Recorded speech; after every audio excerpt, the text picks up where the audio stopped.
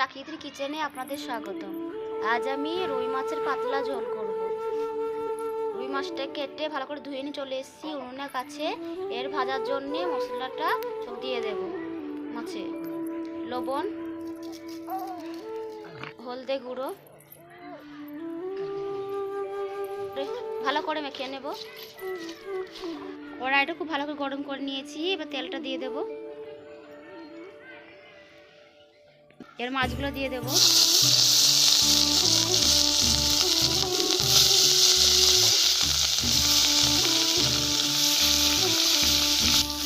মাছগুলো উল্টিয়ে নেব। এক পিঠ খুব ভালো করে ভেজেছি, আর একটু ভেজে নেব। লাল করে ভেজে নিয়েছি, এবার তুলে নেব। বাকিগুলো সব ভেজে নেব। লাল করে ভেজে নিয়েছি, এবার তুলে নেব।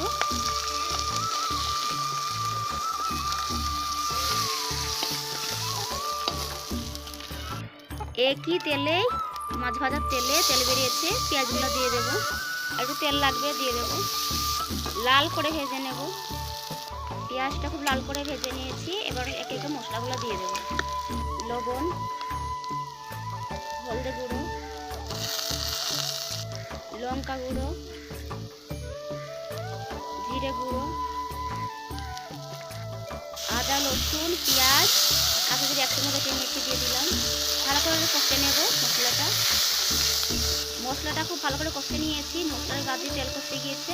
এবার জল দিয়ে দেব।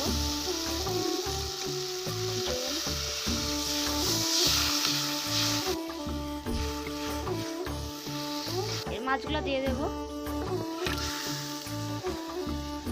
ভালো করে ফুটিয়ে এবার নামিয়ে নেব।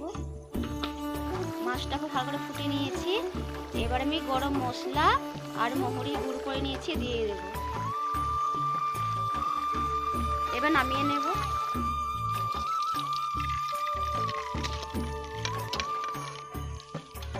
মাছ তো অনেক রকমই রান্না করে খেয়েছে।